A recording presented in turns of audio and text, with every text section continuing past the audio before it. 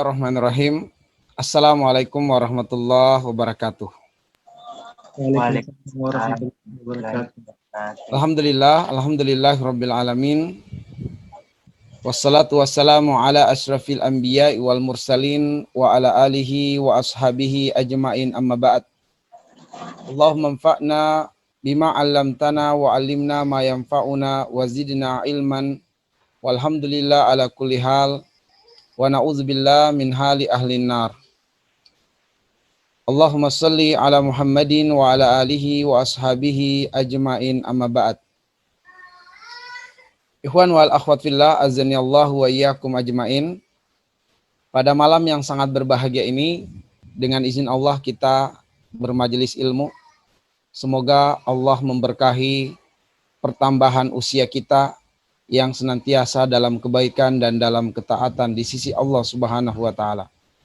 Semoga dengan segala potensi-potensi keduniaan yang Allah titipkan, baik dari kesehatan, tenaga,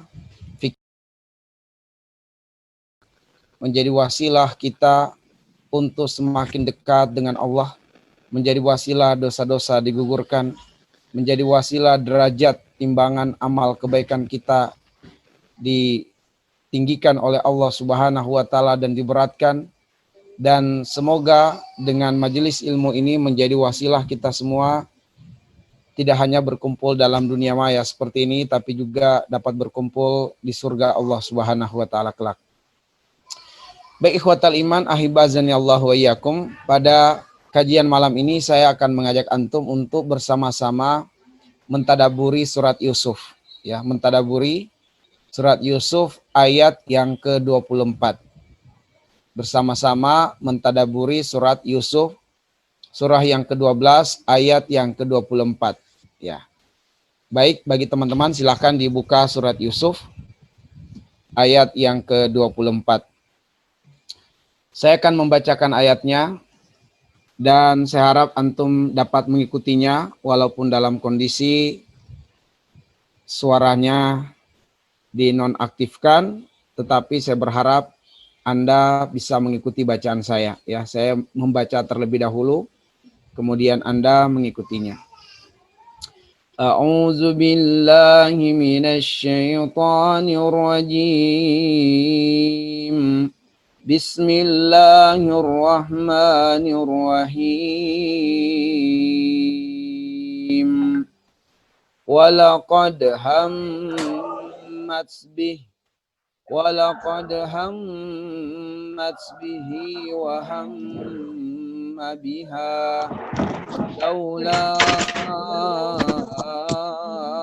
arra'a burhana rabbih kadzalika linasrifa anhu as-su'a wal fahsya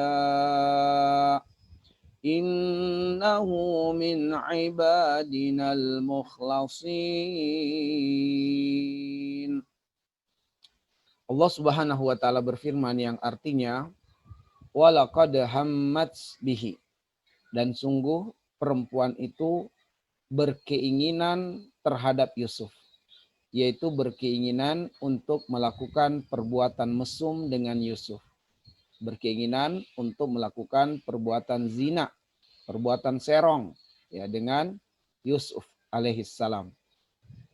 Wa hamma biha, dan Yusuf pun tergoda untuk mengikuti melakukan apa yang diinginkan oleh wanita itu. Laula arra'a burhana rabbih, ya, sekiranya bukan karena Yusuf segera melihat tanda-tanda dari Allah, petunjuk dari Allah, yang dengannya Yusuf segera ingat Allah, lalu kemudian dia menyadari akan kesalahannya pada saat itu, maka akan terjadi perbuatan mesum, perbuatan zina. Ya, kalau bukan Yusuf segera melihat tanda-tanda kebesaran Allah, petunjuk dari Allah, terjadilah perbuatan mesum, terjadilah perbuatan zina. Kadzalika linasrifa anhu as-su'a wal fahsya. Demikianlah kami, kata Allah, memalingkan Yusuf dari keburukan dan juga kekejian. Innahu min ibadinal mukhlasin. Dan sungguh Yusuf itu termasuk di antara hamba kami yang mukhlasin. Hamba kami yang terpilih, ya, hamba kami yang terpilih. Yang walaupun kemudian dalam riwayat-riwayat yang lain disebutkan innahu min ibadinal mukhlisin. Bahwasanya Yusuf itu termasuk di antara hamba-hamba kami yang ikhlas. Itu dalam qiraah yang lain. Baik. Ikhwatal iman wal akhwat fillah azani Allah wa iyyakum ajmain. Dari satu ayat yang mulia ini ada 3 pelajaran penting. Dari satu ayat yang mulia ini ada 3 pelajaran penting. Ya. Pelajaran yang pertama, ya, pelajaran yang pertama adalah berkenaan dengan kecondongan hati terhadap dosa dan maksiat. Ini pelajaran yang pertama, akan kita urai nanti, ya. Kecondongan hati terhadap dosa dan maksiat.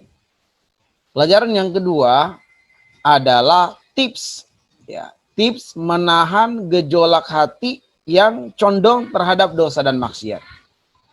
Yaitu bagaimana kita merem, menahan, atau mengendalikan gejolak hati yang condong terhadap dosa dan maksiat itu. Kemudian pelajaran yang ketiga yang akan kita urai nantinya adalah bagaimana mengundang penjagaan Allah langsung. Bagaimana mengundang pertolongan Allah secara langsung dalam upaya terjaganya kita dari terjatuh pada perbuatan-perbuatan keburukan dan juga kekejian. Nah, inilah 3 pelajaran yang insya Allah coba untuk kami ketengahkan kepada antum semua para pejuang.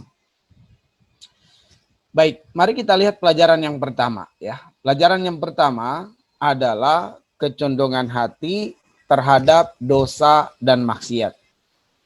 Ikhwatal iman wal akhwat fillah azanillahu wa iyyakum ajmain. Kecondongan hati terhadap dosa dan maksiat merupakan ujian Allah Subhanahu wa taala bagi kita manusia, ya, terutama bagi umat muslim. Karena Allah Subhanahu wa taala memang menjadikan hati itu bertabiat demikian. Maksudnya adalah Allah mengilhamkan kecondongan hati itu tidak hanya pada kebaikan dan ketaatan, juga pada perkara-perkara yang Allah tidak ridhoi. Di dalam surat Asy-Syams ayat yang ke-8 Allah berfirman, fa'alhamaha fujuraha wa taqwaha. Allah telah mengilhamkan, ya. Allah telah mentabiatkan bahwa manusia itu ada kecondongannya pada perbuatan-perbuatan yang salah, perbuatan-perbuatan yang haram, perbuatan-perbuatan yang tidak diridhoi oleh Allah. Dan ada pula kecondongannya pada perbuatan-perbuatan yang mengundang ketaatan kepada Allah Subhanahu wa taala. Nah, sebagai bentuk ujian Allah bagi kita semua adalah Allah menjadikan di antara kecondongan hati itu adalah pada dosa dan maksiat kepada Allah Subhanahu wa taala. Akan tetapi ikhwatal iman wal akhwat fillah azanillahu wa iyyakum, adalah kita pada pelajaran yang pertama ini ingin membedakan bagaimanakah kecondongan hati orang kafir terhadap dosa dan maksiat dibandingkan dengan kecondongan hati seorang mukmin terhadap dosa dan maksiat. Nah, ini yang mau kita urai pada pelajaran yang pertama ini.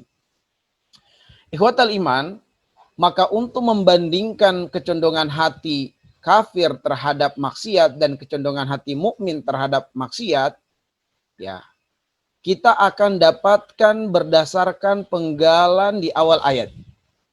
Ya. Ada 2 di sana perbedaannya. Ketika kita memperhatikan ayat walaqad hammat bihi wa hamma biha, dari penggalan ayat ini kita dapatkan 2 perbandingan atau perbedaan antara kecondongan hati kafir terhadap dosa maksiat dan kecondongan hati mukmin terhadap dosa dan maksiat. Karena di dalam ayat ini berkisah tentang seorang wanita, istri pembesar Mesir, yang dalam riwayat bernama Zulekha, yang kemudian berkeinginan untuk melakukan perbuatan mesum dengan Yusuf.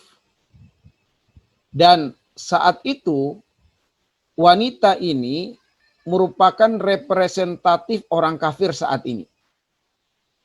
Dan kemudian Yusuf alaihissalam merupakan representatif orang beriman saat ini. Maka dari sini kita bisa dapatkan perbandingan, perbedaan kecondongan hati masing-masing. Yang pertama perbandingannya adalah Allah Subhanahu wa Ta'ala menyebutkan kecondongan hati Zulekha terlebih dahulu terhadap Yusuf untuk berbuat mesum, baru kemudian kecondongan hati Yusuf terhadap apa yang diinginkan oleh Zulekha. Allah mengatakan walaqad hammat bihi wa hamma biha. Allah mendahulukan penyebutan tentang kecondongan hatinya Zulekha untuk berbuat mesum terhadap Yusuf, baru Yusuf kecondongan hatinya.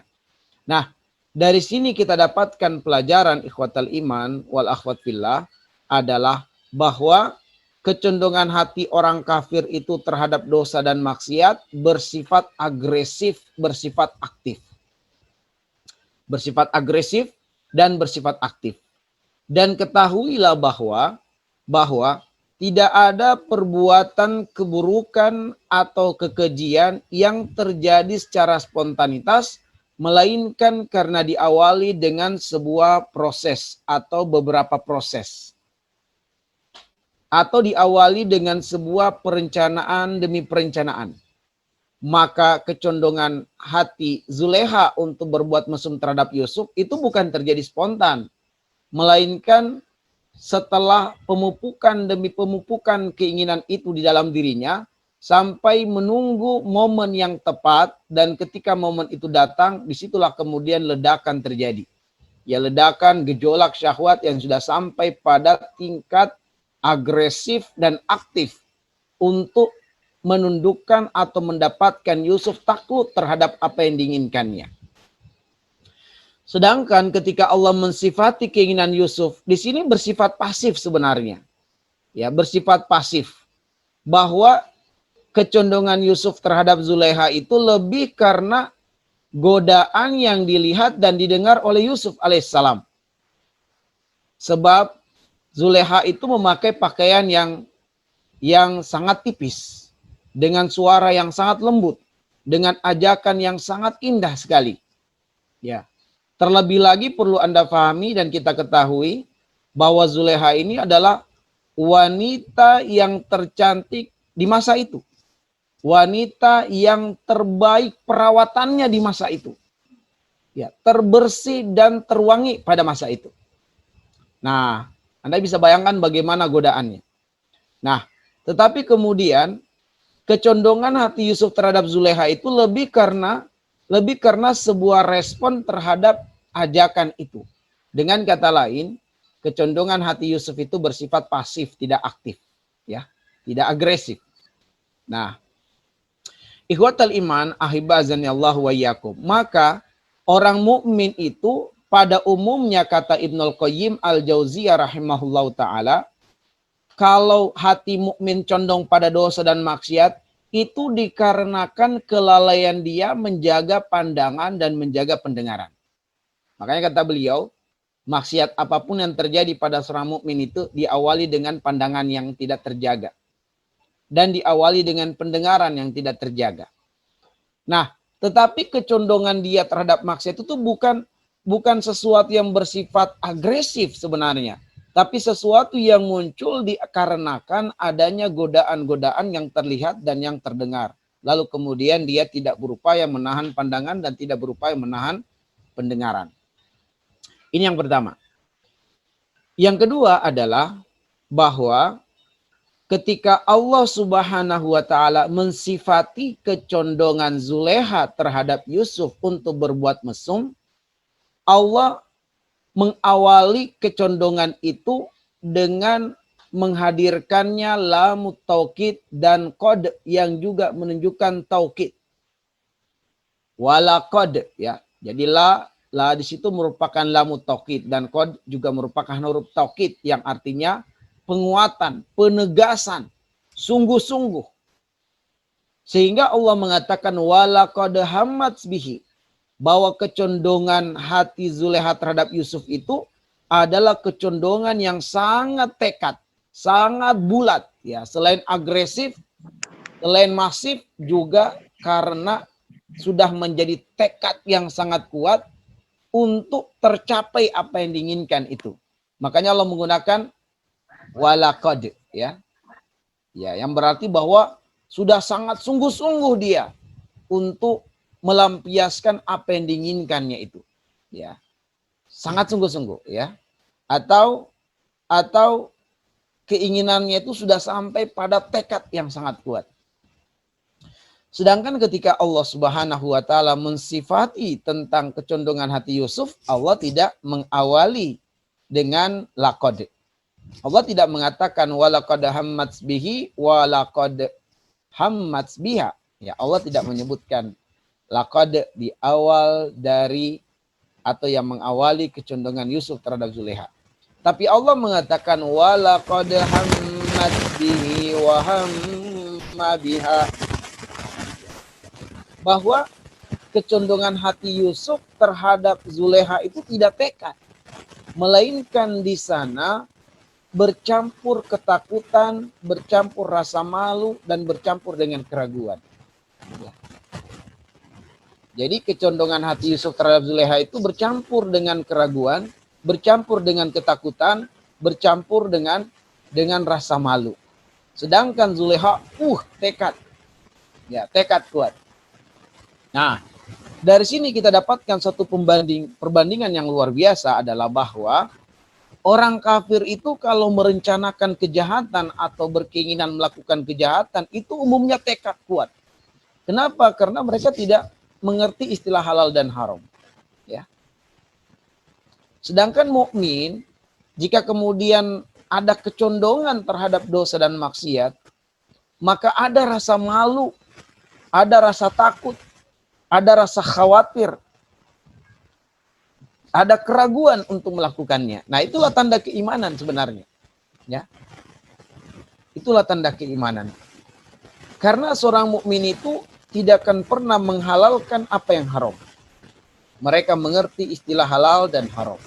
Kalau dia menghalalkan yang haram, batal imannya. Justru karena keimanan inilah yang membuat dia itu melihat dosa, kalaupun tergerak hati melakukannya itu ada rasa malu kalau ketahuan, ya, rasa berat untuk menjalankannya, ada keraguan, ada ketakutan. Inilah hati mukmin. Makanya Rasulullah Sallallahu Alaihi Wasallam ketika ditanya oleh salah seorang sahabat, ya, tentang apakah kebaikan dan keburukan itu, maka Rasul mengatakan albirru husnul khuluq wal ismu ma haqa fi sadrik wa karihta yatali alaihin nas. Kebaikan itu adalah bagusnya akhlak, dan keburukan itu adalah sesuatu yang menjadikan dada sempit. Dada terasa berat, ya, terasa tidak nyaman, tidak tenang. Wa karihta yatali alaihin nas. Dan seorang mukmin akan menjadi tidak suka, tidak senang, ada rasa malu yang besar kalau ketahuan. Nah, itu ya ikhwatal iman, ahibazanillah wa yakum. Oke, ini pelajaran yang pertama. Kita hanya sampai pada tahap ini untuk pelajaran yang pertama, yaitu bahwa hati itu punya kecondongan terhadap dosa dan maksiat. Tetapi kita ingin membedakan bagaimana kecondongan hati orang kafir terhadap dosa dan maksiat dan hati orang mukmin terhadap dosa dan maksiat. Bahwa hati orang kafir bila condong pada dosa dan maksiat bersifat agresif dan tekad, sedangkan hati orang mukmin jika condong pada dosa dan maksiat umumnya pasif dan dicampuri ketakutan, keraguan, rasa malu. Nah, itu hati orang mukmin.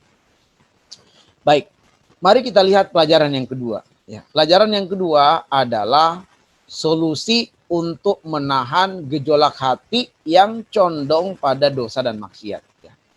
Solusi untuk menahan gejolak hati yang condong pada dosa dan maksiat. Nah, ikhwatal iman, ahibba azanillahu wa iyyakum ajmain. Renungi dan pikirkanlah. Ayat ini berbicara atau berkisah tentang Yusuf alaihissalatu wassalam. Di mana Yusuf sendiri adalah seorang nabi. Putra dari seorang nabi, yaitu Yakub alaihissalam. Cucu dari seorang nabi, yaitu Ishak alaihissalam. Dan kemudian apa lagi ya, kalau kakek keduanya itu ya, cicit atau apa gitu ya. Nah, kakek keduanya adalah juga seorang nabi, yaitu Ibrahim alaihissalam. Sehingga Nabi Yusuf itu merupakan nabi bin nabi bin nabi bin nabi. Gitu. Nabi bin nabi bin nabi bin nabi. Tetapi walau demikian, Yusuf pun tergoda ketika diperhadapkan dengan godaan-godaan syahwat. Ya. Kalau saja Yusuf tergoda dan berkeinginan yang sama terhadap apa yang diinginkan oleh yang menggodanya itu, bagaimana dengan kita ikhwatal iman? Ya. Bagaimana dengan kita yang sangat jauh nasabnya dari kenabian? Maka sangat rentan dan sangat mudah banget untuk kemudian terjatuh pada perbuatan su dan perbuatan fahsya, perbuatan buruk dan perbuatan keji. Maka sangat penting bagi kita untuk mengetahui tips apakah yang mampu atau yang dapat digunakan oleh kita semua demi menahan gejolak syahwat yang condong terhadap dosa dan maksiat. Baik. Nah, ikhwatal iman ahibazanillahu wa iyyakum. Mari kita bedah pelajaran yang kedua ini. Mengapa orang kafir itu hatinya yang condong pada dosa dan maksiat bersifat agresif dan tekad? Kenapa? Karena Allah Subhanahu wa taala berfirman, fi qulubihim marad. Nah, itu. Di dalam hati mereka itu ada penyakit. Di dalam hati mereka ada penyakit. Ada penyakit syahwat, ada penyakit kebencian, ada penyakit kedengkian, ada penyakit nifak, dusta, hubud dunia, dan seterusnya. Penyakit-penyakit inilah yang menjadikan mereka itu kalau merencanakan kejahatan itu agresif dan tekad. Ya. Sedangkan mukmin ada apa di hatinya? Di hatinya adalah sebagaimana firman Allah, "Walakinnallaha habbaba ilaikumul iman wa zayyanahu fi qulubikum." Nah, Allah menjadikan iman itu menghiasi hati orang-orang yang beriman. Iman inilah yang menjadikan orang mukmin itu kalau hatinya condong pada dosa dan maksiat bersifat pasif dan disertai rasa malu. Semakin kuat imannya, semakin mudah dia untuk meninggalkan atau semakin mampu dia menahan gejolak hati untuk terjatuh pada perbuatan dosa dan maksiat. Nah, ikhwatal iman, kenapa hati orang-orang kafir itu fi qulubihim marad? Di dalam hati mereka ada penyakit. Kenapa? Dikarenakan orang-orang kafir itu tidak mengingat Allah Subhanahu wa taala. Orang munafik dia mengingat Allah. Ya. Tetapi orang munafik ini termasuk jika hatinya condong pada dosa dan maksiat itu agresif juga dan tekad juga. Meskipun dia mengingat Allah. Persoalannya adalah dia mengingat Allah sedikit. Nah, itu orang munafik. Orang kafir jelas tidak mengingat Allah. Tapi orang munafik Dia mengingat Allah tapi sedikit. Allah sebutkan di dalam surat An-Nisa ayat 142 tentang orang munafik. Wa idza qamu ila shalah qamu kusala. Orang munafik itu jika mereka berdiri menegakkan sholat, qamu kusala. Maka sholat akan didirikannya dalam keadaan berat, dalam keadaan malas. Nah, ini perlu muhasabah nih ya. Kalau kemudian kita menjalankan sholat terasa berat, terasa malas, nah khawatir nih ada benih-benih kemunafikan. Yura'unan nas. Mereka itu semangat, ya semangat kalau dilihat, ya semangat beribadah, semangat sholatnya kalau dilihat oleh manusia. Karena mereka bermaksud ria dengan melakukan kebaikan. La yadhkurunallaha illa qalila. Dan orang munafik tidak mengingat Allah kecuali sedikit. Nah, disinilah kita kemudian mendapati satu pelajaran. Pada pelajaran yang kedua ini. Bahwa kecondongan hati mereka bersifat agresif dan tekad kalau condong pada dosa dan maksiat dikarenakan jauhnya mereka dari zikrullah. Kalaupun mereka mengingat Allah dengan sedikit.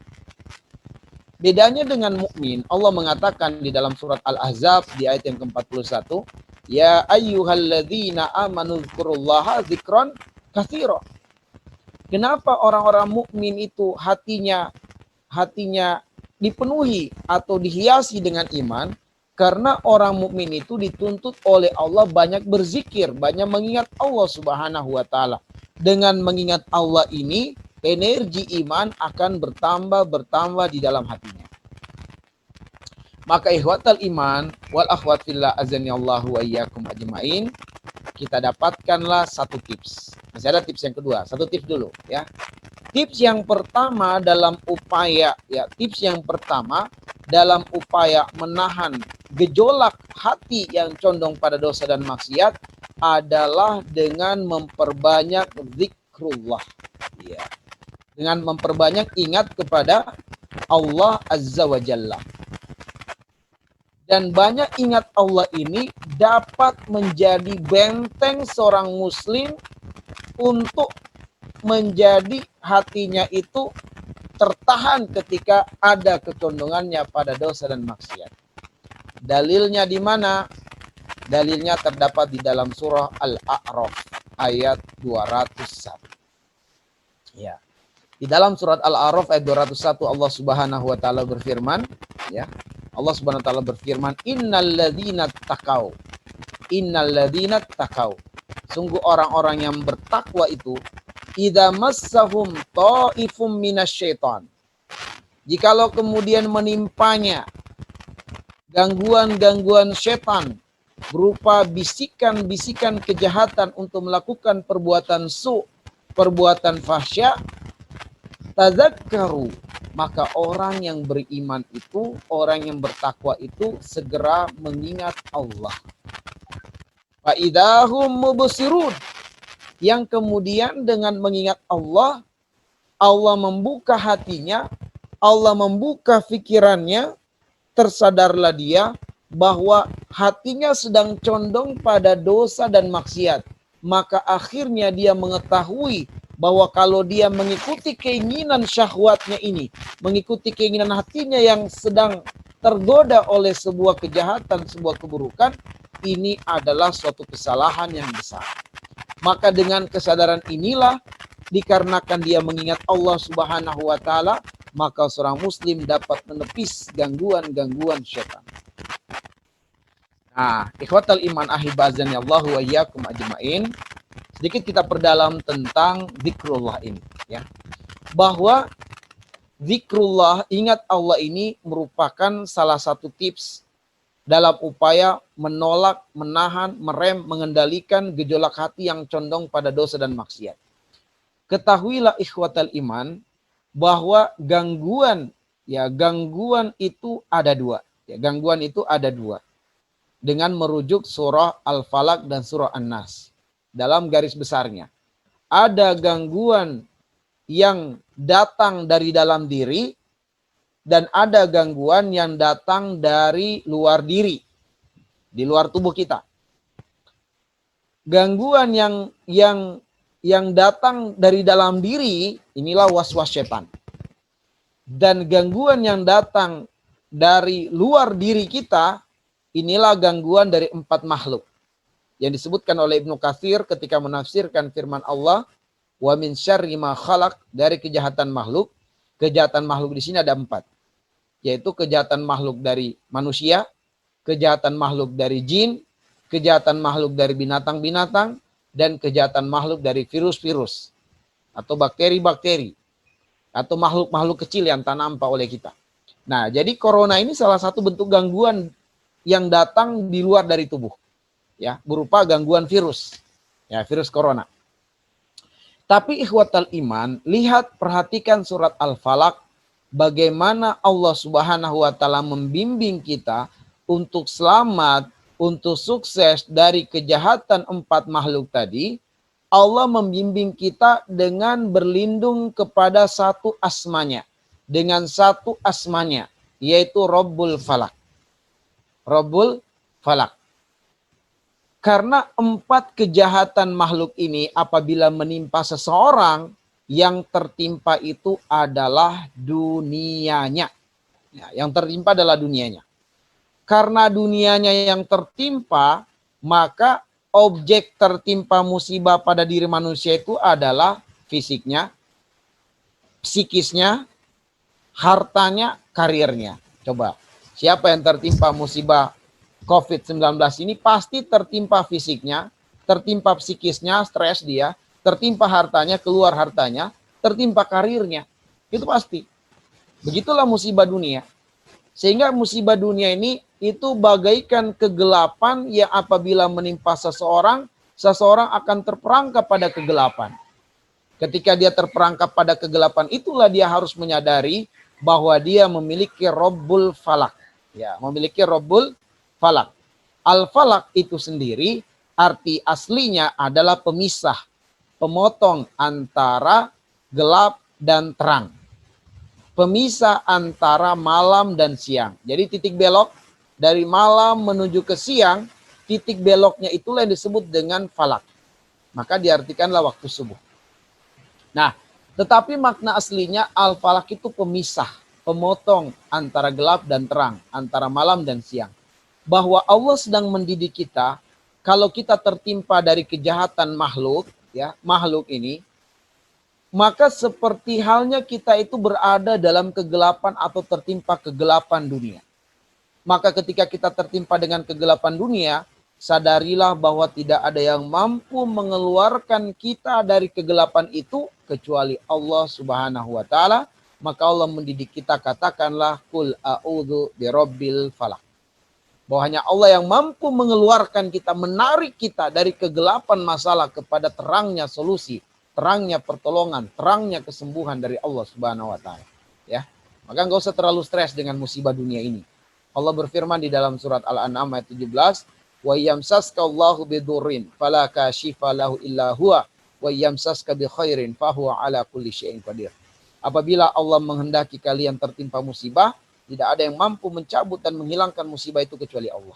Apabila Allah menghendaki kebaikan bagi kalian, kesembuhan bagi kalian, amat mudah bagi Allah dan tidak ada yang mampu menghalangi sampainya kesembuhan dan kebaikan dari Allah kepada seseorang. Oke, ini adalah gangguan makhluk yang berada di luar dari manusia. Adapun gangguan yang datangnya dari dalam, ya, datangnya dari dalam, yaitu was-was syaitan, bisikan-bisikan kejahatan setan, maka perhatikan An-Nas, bagaimana Allah membimbing kita untuk selamat darinya adalah dengan berlindung kepada 3 asma Allah sekaligus. Qul a'udzu birabbin nas, malikin nas, ilahin nas. Menunjukkan bahwa dampak kemudaratan yang ditimbulkan oleh gangguan dari dalam diri berupa was-was syaitan ini menimpa akhirat, dan itu jauh lebih berbahaya daripada musibah yang menimpa dunia. Ya. Jadi musibah akhirat itu lebih berbahaya daripada musibah yang menimpa dunia. Maka ihwatal iman, ya, ketahuilah bahwa betul kita merasakan dampak buruk dari musibah COVID-19. Tapi jika kemudian seseorang tidak sholat, justru dekatnya dia kepada Allah dengan dia tinggalkan sholat, itulah musibah yang lebih berbahaya daripada musibah COVID-19. Ya. Kalau sampai seseorang menghalalkan segala cara di masa pandemi ini, maka sesungguhnya ini lebih buruk daripada dampak pandemi itu sendiri. Nah, ikhwatal iman ahibazanillahu wa iyyakum. Maka perhatikan bagaimana was-was setan ini, gangguan setan ini, Allah membimbing kita dengan banyak mengingat Allah, dengan menyebut 3 asma Allah sekaligus. Nah, ini pelajaran yang sangat berharga ikhwatal iman, bahwa tips pertama dalam upaya untuk menahan gejolak hati yang condong pada dosa dan maksiat, untuk menepis gangguan-gangguan dan bisikan-bisikan setan, adalah dengan banyak zikrullah. Banyak mengingat Allah Subhanahu wa ta'ala. Oke, sekarang apa tips yang kedua? Ya, tips yang kedua. Tips yang kedua dalam upaya menahan gejolak syahwat, gejolak hati yang condong pada dosa dan maksiat, adalah dengan menghadirkan rasa takut di dalam hati, rasa takut kepada Allah Subhanahu wa ta'ala. Rasa takut ini akan menjadi benteng seorang muslim terjatuh pada dosa dan maksiat. Jadi benteng, ya, yang mampu menahan seorang muslim ketika akan terperosok terjatuh pada sebuah dosa dan maksiat. Yusuf alaihissalatu wassalam ketika digoda oleh Zuleha dan dia segera mengingat Allah, apa yang dia katakan? Ma'adzallah. Aku berlindung kepada Allah. Aku takut kepada Allah Subhanahu wa ta'ala. Dan rasa takut ini juga merupakan resep terbaik dalam upaya menolak kecondongan hati terhadap dosa dan maksiat. Ambillah pelajaran dari kisah Habil dan Qabil. Di dalam surat Al-Maidah Allah kisahkan. Ketika Qabil itu memberikan kepada Habil 2 pilihan. Wahai Habil, kamu bunuh saya atau saya bunuh kamu. Tidak ada pilihan yang ketiga. Pilih kamu bunuh saya atau saya bunuh kamu. Apa kata Habil? Laim basatta ilayya yadaka litaktulani ma ana bibasitin yadiya ilaika liaktulak inni akhafullaha rabbal alamin. Sekiranya engkau wahai saudaraku Qabil menggerakkan tangan dan mengarahkan tanganmu ke arahku dengan tujuan hendak membunuhku, sekali-kali aku tidak akan mengarahkan dan menggerakkan tanganku ke arahmu dengan tujuan inni akhafullaha rabbal alamin. Sungguh aku takut kepada Allah Rabb semesta alam. Nah, jadi rasa takut ini resep untuk bisa menolak gejolak hati yang condong pada dosa dan maksiat. Tapi pertanyaannya, bagaimanakah menumbuhkan rasa takut kepada Allah Subhanahu wa ta'ala? Bagaimanakah menghadirkan rasa takut di dalam hati ini? Sehingga dia bisa menjadi benteng seseorang terhindar dari dosa dan maksiat. Caranya ada di dalam surat Fatir, ya, surah yang ke-35 di ayat yang ke-28. Allah berfirman, innama yakhsyallaha min ibadihil ulama. Sungguh hanyalah yang takut kepada Allah itu adalah al-ulama, orang-orang yang berilmu. Maka semakin dekat seseorang dengan ilmu, semakin tumbuh suburlah rasa takut di dalam hatinya. Semakin bertambah rasa takut di dalam hati kepada Allah, semakin terjagalah, semakin kokohlah benteng seorang muslim. Sehingga insya Allah dia akan terpagari untuk terjatuh pada perkara-perkara yang diharamkan oleh Allah. Baik, inilah 2 tips. Mohon maaf tadi tips yang pertama saya belum menyebutkan tentang apa standar minimal seseorang atau seorang muslim dikatakan banyak berzikir kepada Allah, ya. Saya sebutkan supaya materi ini bisa lebih sempurna. Ya. Kalau tadi untuk menghadirkan rasa takut kepada Allah adalah dengan mendekati majelis ilmu, sekarang apa standar untuk seorang muslim dikatakan banyak berzikir kepada Allah? Yang dengan banyak berzikir kepada Allah ini dapat menjadi benteng bagi dia untuk menolak maksiat. Nah, ikhwatal iman, kata para ulama, standar minimal seseorang itu dikatakan banyak berzikir kepada Allah apabila dia mengamalkan zikir al-muqayyadah, ya, atau zikir al-muqayyad. Nah, zikir itu dalam garis besarnya ada dua. Ada zikir muqayyad, ada zikir mutlak. Nah, zikir muqayyad itu adalah zikir yang bacaannya, jumlahnya, waktunya, kondisinya sudah ditentukan dan sudah diajarkan di dalam Islam ini. Contoh zikir muqayyad adalah zikir ba'da sholat fardu. Nah, itu zikir muqayyad. Ya, waktunya sesudah sholat fardu. Bacaannya ditentukan, istighfar dulu 3 kali. Kemudian di sana ada subhanallah 33 kali. Ada alhamdulillah 33 kali. Allahu akbar 33 kali dan beberapa bacaan-bacaan yang lain. Sudah ditentukan. Nah, apalagi zikir muqayyad yang lain? Zikir muqayyad yang lain adalah zikir pagi dan petang. Nah, itu zikir muqayyad tuh, ya. Di waktu pagi, di waktu petang zikir. Ayat kursi sekali, Al-Ikhlas 3 kali, Al-Falaq 3 kali, An-Nas 3 kali, lalu bacaan-bacaan yang lain. Dan zikir dimulai dari jam 1 malam. Nah, itu mulainya tuh zikir pagi. Berakhir sebelum zuhur. Nah, itu zikir pagi. Tetapi waktu terbaik zikir pagi itu adalah antara salam sholat subuh sampai waktu isyraq. Itu waktu terbaiknya. Tetapi yang tidak bisa menjalankannya di waktu terbaik itu bisa di jam-jam yang lain. Selagi antara jam 1 malam sampai menjelang azan zuhur. Adapun zikir petang mulai dari ba'da sholat zuhur sampai jam tengah malam. Itu waktu zikir petang. Tetapi waktu terbaik zikir petang ada 2 riwayat, yaitu antara sholat asar dengan maghrib, antara maghrib dengan isya. Itu waktu terbaik untuk zikir petang. Maka zikir muqayyad, ya, zikir muqayyad. Apalagi zikir muqayyad yang lain? Zikir muqayyad yang lain adalah zikir harian, ya. Mulai bangun tidur ada zikirnya, ya. Mau masuk kamar mandi ada zikirnya.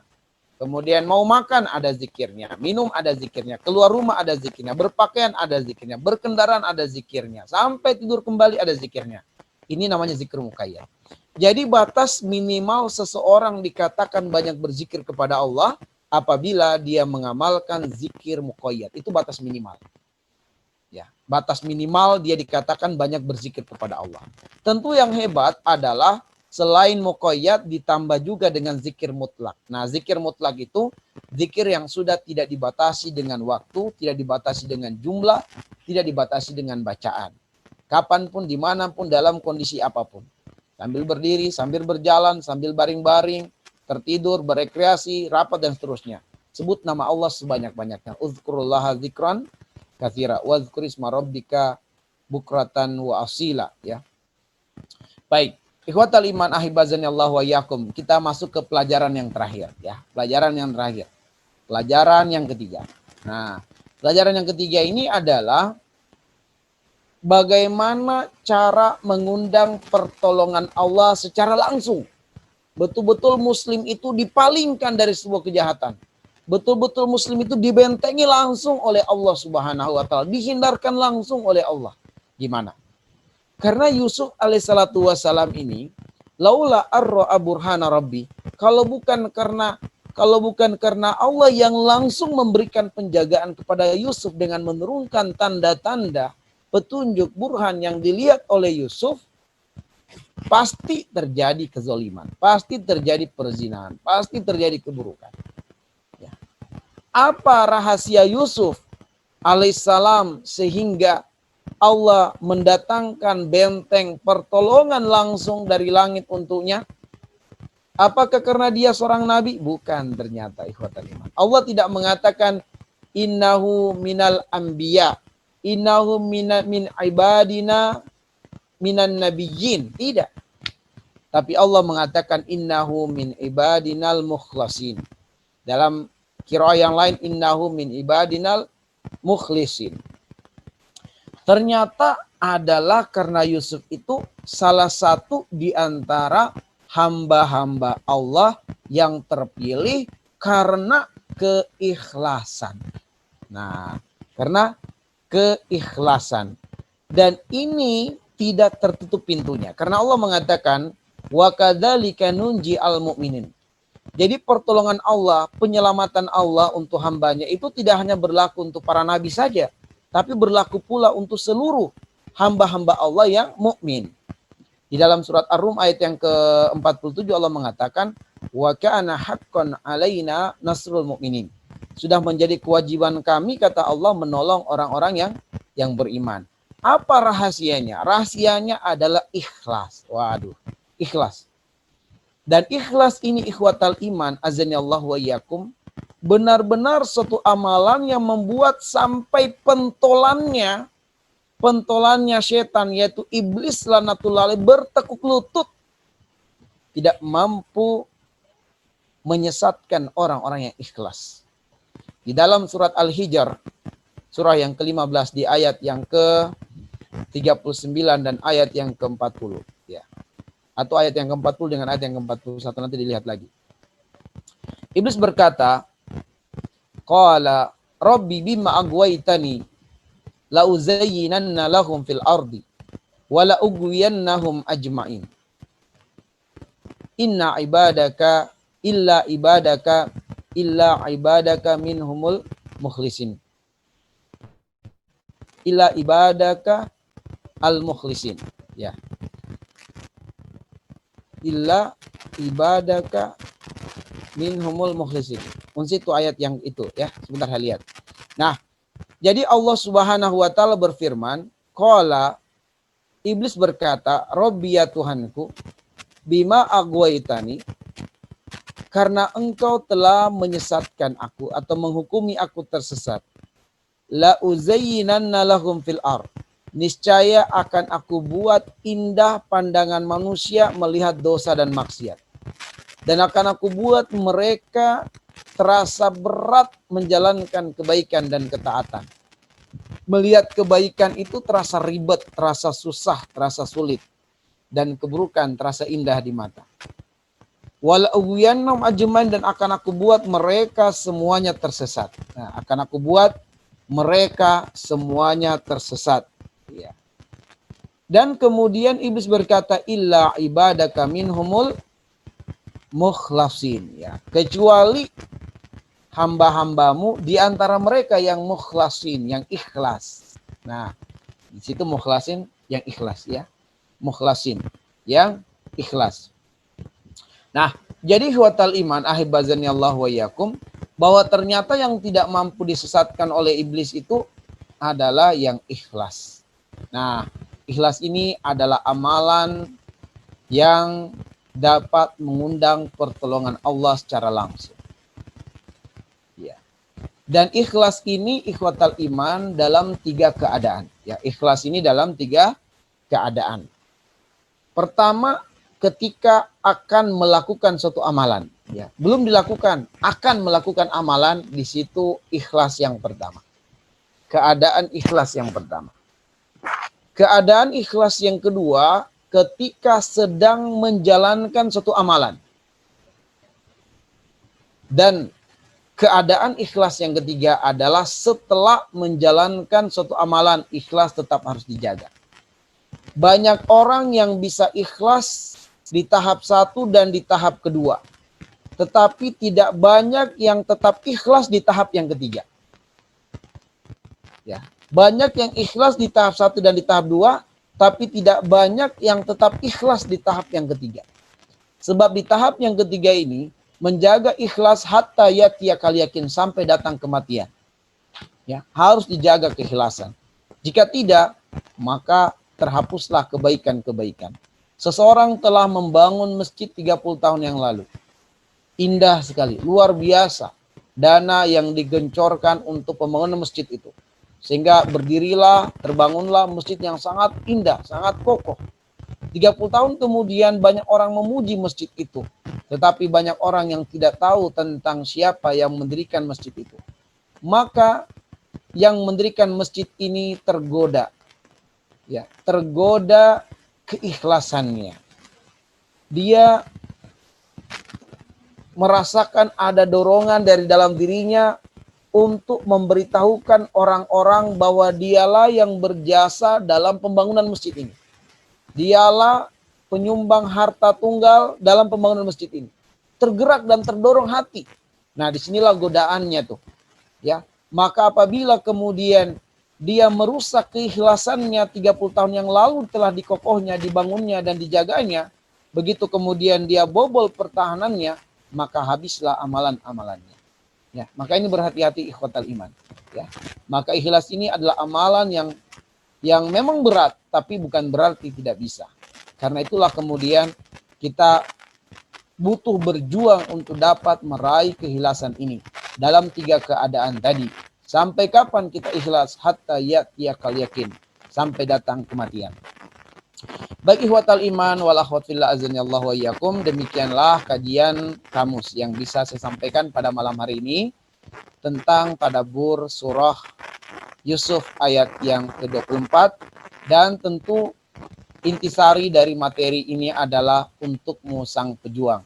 Karena saya sedang berhadapan dengan para pejuang-pejuang Islam, para mujahid dan mujahidah Universitas Hasanuddin Makassar. Mudah-mudahan kita semua diistiqomahkan oleh Allah di dalam dakwah, di dalam Islam, dan mudah-mudahan kita semua diistiqomahkan sampai datang kematian. Dan semoga kita semua tidak hanya dikehendaki dan ditakdirkan Allah bersua di muka bumi ini, tapi juga ditakdirkan Allah berkumpul bersama di dalam surga Allah Subhanahu wa taala. Baik, demikian kajian saya. Selanjutnya saya kembalikan kepada ikhwah kita sebagai moderator. Falyatafaddal.